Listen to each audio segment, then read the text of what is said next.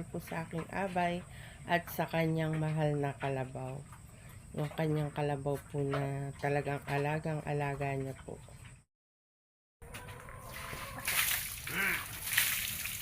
Yan ang trabaho ng aking abay. Pagkatapos niya pong mag-araro, ayan, kinuha na po niya ang kanyang kalabaw.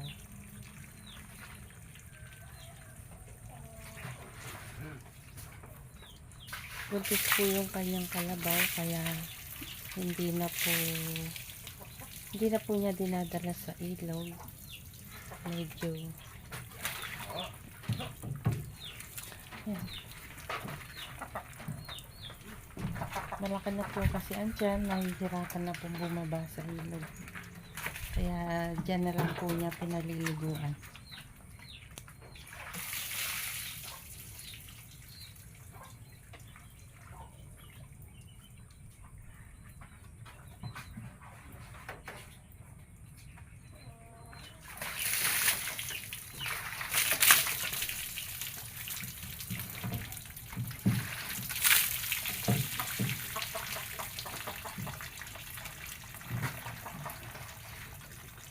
Pagod na po yan.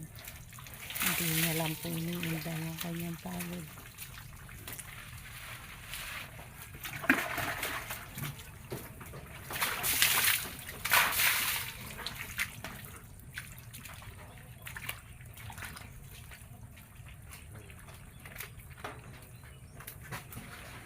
Alagang-alaga niya po yan sa gabi. Sinisindihan niya pa po yan ng patol.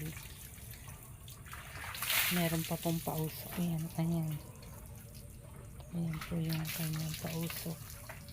Kamaya sisindihan niya, tapos may patol pa.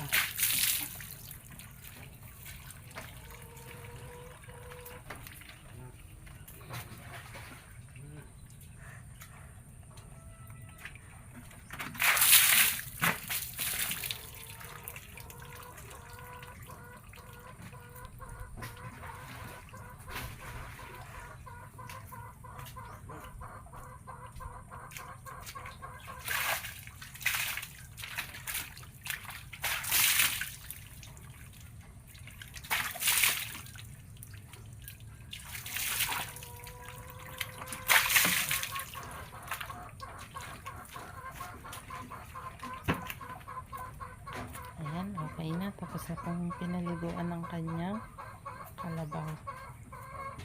Kinuha na po niya ng pagkain yan sa kate.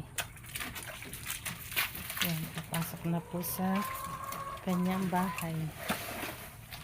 Ayan. Lapit na po mga anak ang kanyang kalabaw. Ayan po yung mga kinuha niya sa kate. Ayan. Kinuha sa kate ng aking abay. Pagkain po ng kanyang kalabaw.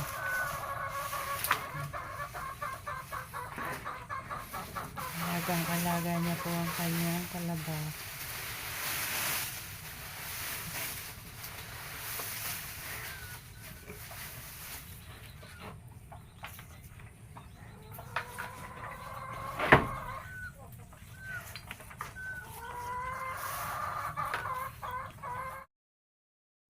Ayan na po yung kanyang pausok.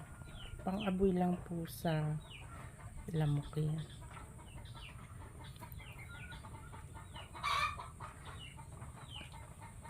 Ganyan lang po yung pausok ng kanyang kalabaw. Para po hindi makagat ng lamok ang kanyang mahal na kalabaw.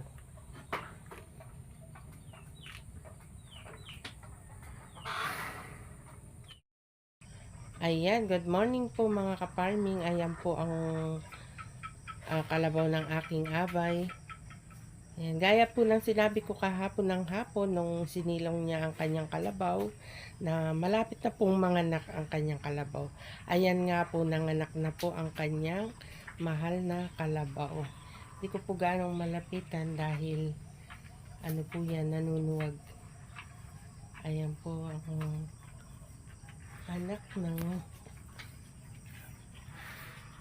Mahal na kalabaw ng aking abay. Ayan po. Nagising po siya kaninang alas 3 ng madaling araw dahil narinig niya pong tumatawag yung kanyang kalabaw. Yung tawag po natin parang tumatawag ng anak. Ganun po. Ngayon paglabas ng aking abay, yun nakita niya po na sabi niya mga anak na daw, mga anak na yung kanyang kalabaw.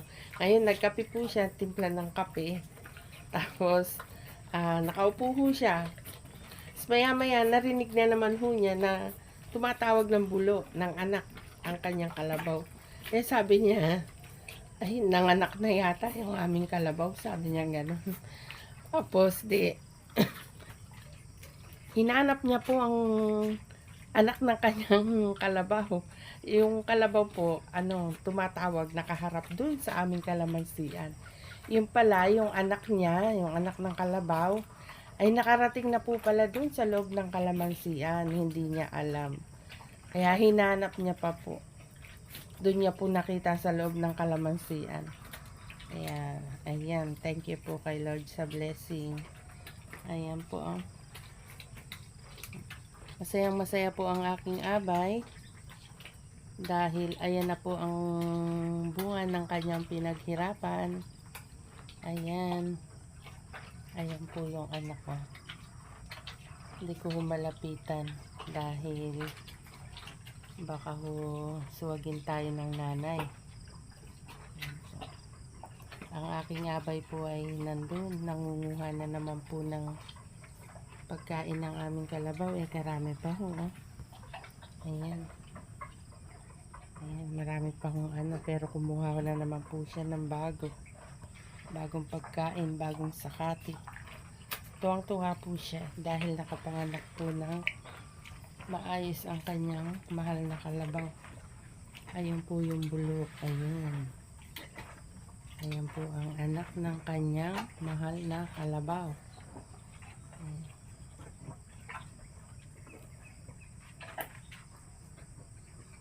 Ayun.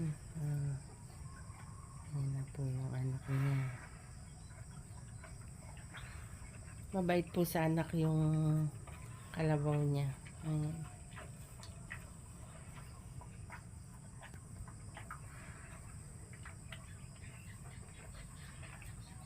Ayan na po ang bunga ng paghihirap ng aking abay sa kanyang kalabaw. Ayan. Ayan po yung anak ng kalabaw niya. Ayan. Babae po yung anak ng kanyang kalabaw. Ayan. Dumedede po.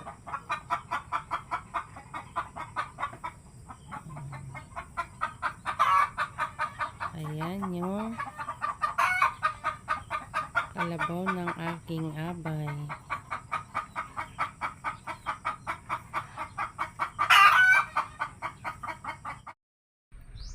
Ang himbing po ng tulog ng ating baby bulo. Ayan po siya. Ayan. Sarap po ng tulog niya. Ng ating baby bulo. Ayan. Ayan po yung nanay.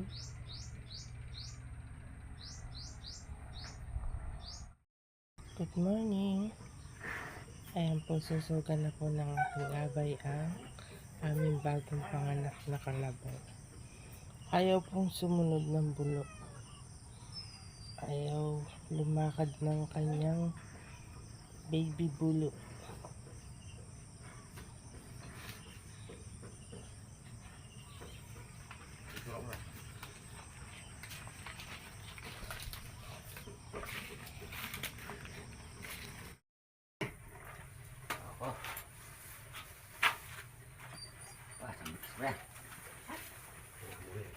Yan, kinuha na po niya ng pagkain ang kanya kalabaw. Yan. Ayan. Ayan po.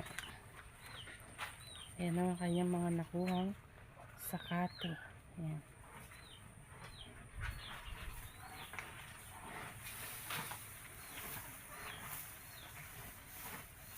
dami ng pagkain ng kanyang mahal na kalabaw.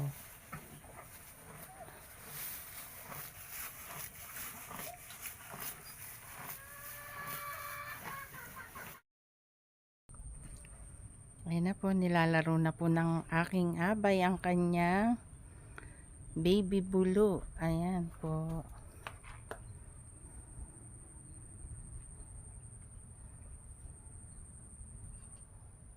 Ayan po siya. Yung kanyang bulo ay may puti po yung buntot. Ayan. Yung dulo ng buntot ay puti. Ayan. Ayan po. Nakikipaglaro po sa kanya ang kanyang bulo. Ang anak ng kanyang kalabaw. Ayan. Nilalaro na po niya ang kanyang baby bulo. Ayan.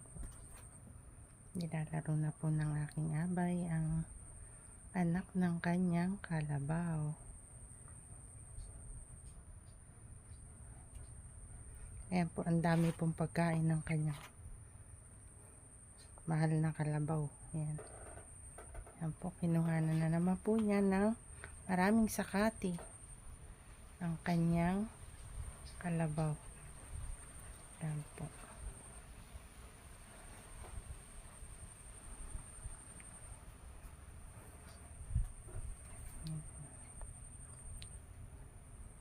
Ayan po mga kapaning, ang anak ng kanyang kalabaw. Yan. Thank you for watching.